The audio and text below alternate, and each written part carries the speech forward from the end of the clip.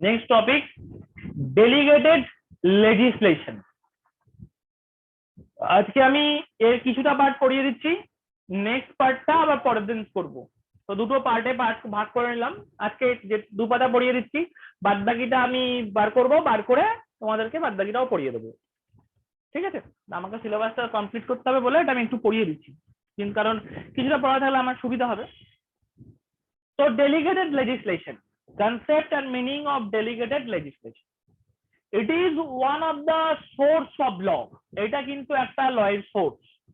The main function of delegated legislation, function of legislation is to make laws in our society. অর্থাৎ main function, লয়ের main function কি না, মানে বলতে গেলে main function of the legislation, লয়ের নয়, লেজিসলেশনের মেইন ফাংশন কি, ল তৈরি করা আমাদের সোসাইটি। সালমান বলেছেন legislation is a source of law. Salman বলেছেন legislation কিন্তু লয়ের একটা source, which consists in the declaration of the legal rules by the competent authority.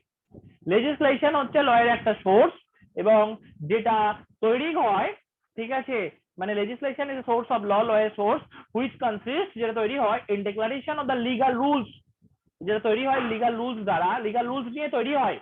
কে তৈরি করে? কম্পিটেন্ট অথরিটি তৈরি করে। লেজিসলেশনকে আমরা দুটো পার্টে ভাগ করি, একটা সুপ্রিম লেজিসলেশন, একটা subordinate legislation. Supreme legislation and subordinate. First আমি দেখি supreme legislation.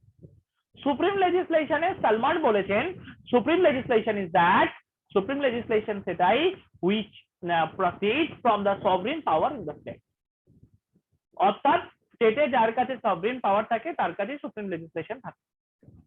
It can be repealed, annulled and controlled by other legislative authority. এই সুপ্রিম লেজিসলেশনকে কখনোই অন্য কোনো অথরিটি কন্ট্রোল করতে পারে না। In the democratic countryতে parliament is the supreme authority. Democratic কান্ট্রির ক্ষেত্রে পার্লামেন্ট কিন্তু একজন সুপ্রিম অথরিটি। অস্টিন বলেছেন there should not be any legal limitation of sovereign authority. Austin বলেছেন যার সভরেন পাওয়ার আছে তার কোনো আইনগত কোনো লিমিটেশন থাকে না, মানে আইনগত কোনো বাঁধন থাকে না যে এতটা বেশি সে যেতে পারবে না, এরকম কিন্তু থাকে না। Parliament is a supreme power to alter, change, modify, amend, abolish previous statute. Parliament কিন্তু একটা সুপ্রিম পাওয়ার, অর্থাৎ একটা সর্বোচ্চ পাওয়ার, যার মধ্যে চাইলে সবকিছু করতে পারে, চেঞ্জ করতে পারে, মডিফাই করতে পারে, অ্যাবলিশ করতে পারে, যে কোনো প্রিভিয়াস লকে চাইলে পার্লামেন্ট সবকিছু করতে পারে। এটা গেল সুপ্রিম লেজিসলেশন। এইবার যেটা আমি পড়াচ্ছি চলেছি সেটা হচ্ছে subordinate legislation. Subordinate legislation is that which proceeds from any authority other than sovereign power. Sovereign পাওয়ারটাকে বাদ দিয়ে যে অথরিটি থাকে সেটাকে বলা হয় subordinate legislation. And according to Salmond বলছেন there are 5 kinds of subordinate legislation.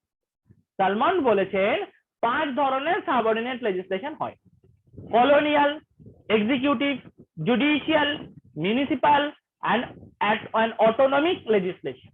এই 5 ধরনের সাবঅর্ডিনেট লেজিসলেশন হয়ে থাকে: কলোনিয়াল, executive, judicial, municipal and autonomic legislation. And all the subordinate legislation are derivative nature. সমস্ত subordinate legislation কিন্তু derivative নেচারের হয়ে থাকে। Any law made by the subordinate authority will be void. যে কোনো ল বলতে গেলে যদি subordinate authority তৈরি করে সেটা কিন্তু void হয়ে যায়। ডেলিগেটেড লেজিসলেশন মানে হলো সাবঅর্ডিনেট লেজিসলেশন। ডেলিগেটেড লেজিসলেশন হচ্ছে একটা কি, subordinate legislation. And parliament has a supreme power. পার্লামেন্টের একটা পাওয়ার আছে যে to supreme power to legislate. পার্লামেন্টের পাওয়ার আছে, পার্লামেন্ট চাইলে ল তৈরি করতে পারে।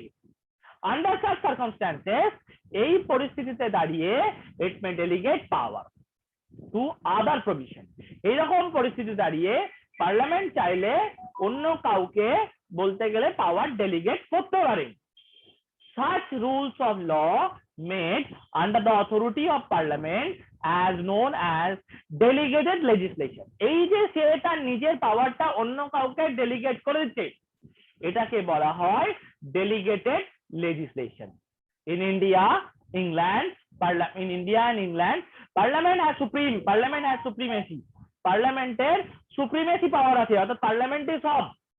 The famous maxim lex angli sine parlamento কোথায় হলো mutaria non potil means, এর মানে হচ্ছে law of land can be changed except by the parliament।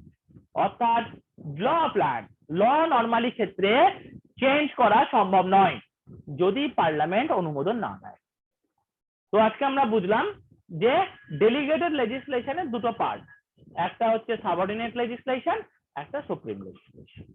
বাদবাকি যে ক্লাসটা আছে, বাদবাকি যেগুলো আছে সেগুলো আমি নেক্সট ক্লাসে মানে বলে দেবো সবগুলোই।